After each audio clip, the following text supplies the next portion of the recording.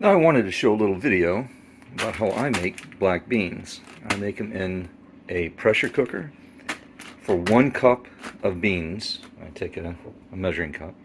So for 1 cup of beans, I put about 9 cups of water into the container, around that. I try to make sure you don't go too high, right? The next thing I'll do is I'll add some pepper, lots of pepper actually, add a little bit of salt, and add oil to the top so it doesn't foam.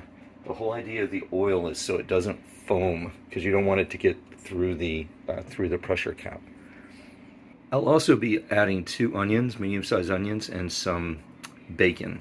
This was frozen bacon, so I had to just cut it up. You can do all this to taste. Of note, I've already placed everything in.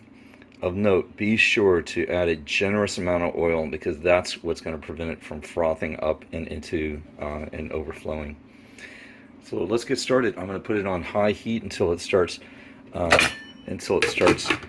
jiggering, and then I'll come back and I'll reduce the temperature.